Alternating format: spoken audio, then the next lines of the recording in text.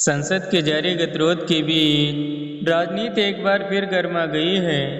चर्चा का सबसे बड़ा विषय यह है कि केंद्रीय गृह मंत्री अमित शाह अचानक लोकसभा अध्यक्ष ओम बिरला से मिलने क्यों पहुंचे।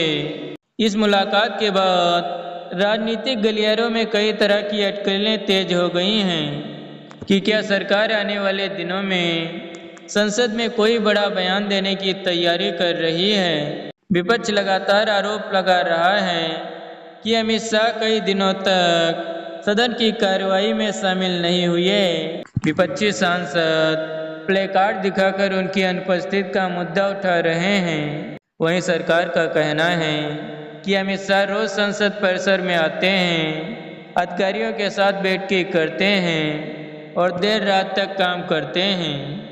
हालांकि विपक्ष का तर्क है कि संसद परिसर में मौजूद रहना और सदन की कार्रवाई में भाग लेना दोनों अलग अलग बातें हैं। उनका कहना है कि मंत्री की जिम्मेदारी सदन में बैठकर विपक्ष के सवालों का जवाब देना है। इसी बीच खबर सामने आई कि प्रधानमंत्री नरेंद्र मोदी ने संसद में लगातार जारी गतिरोध पर चिंता जताई है। बताया गया कि सरकार और विपक्ष के बीच कई दौर की बातचीत हुई, लेकिन अब तक कोई समाधान नहीं निकल पाया। प्रधानमंत्री की चिंता यह है कि हंगामे के कारण न तो विपक्ष अपने क्षेत्र की समस्याएं उठा पा रहा है और न ही सत्ता पक्ष जनता से जुड़े मुद्दों पर चर्चा कर पा रहा है।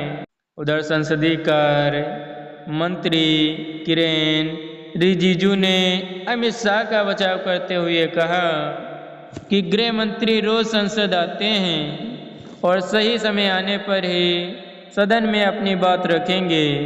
उन्होंने यह भी कहा कि किसी मंत्री को किस दिन बोलना है, इसका निर्णय सरकार और सदन की प्रक्रिया के अनुसार होता है। हालांकि ऑल पार्टी मीटिंग को लेकर पूछे गए सवाल पर उन्होंने कोई स्पष्ट जवाब नहीं दिया। इसी बीच प्रसीमन विधेयक को लेकर भी राजनीति तेज हो गई है। डीएमके ने साफ कर दिया है कि वह इस बिल का विरोध करेगी। इसे विपक्ष का रुख और अधिक स्पष्ट होता नजर आ रहा है। वहीं अमित शाह के गंभीर चेहरे और ओम बिरला से मुलाकात ने यह संकेत दे दिया है कि सरकार आगे की रणनीति पर विचार कर रही है। विश्लेषकों का मानना है कि यह सरकार पहले ही इस मुद्दे पर स्पष्ट बयान दे देती तो शायद इतना लंबा गतिरोध नहीं चलता। संसद की कार्रवाई ठप रहने से हर दिन करोड़ों रुपयों का सार्वजनिक धन खर्च होता है और सबसे बड़ा नुकसान लोकतांत्रिक प्रक्रिया का होता है। इसी दौरान राष्ट्रीय स्वयंसेवक संघ के प्रमुख मोहन भागवत का बयान भी चर्चा में है।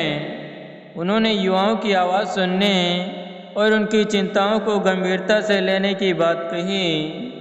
राजनीतिक हलकों में इस सरकार के लिए एक संकेत के रूप में भी देखा जा रहा है कि अब विवाद को जल्द समाप्त करने की कोशिश होनी चाहिए।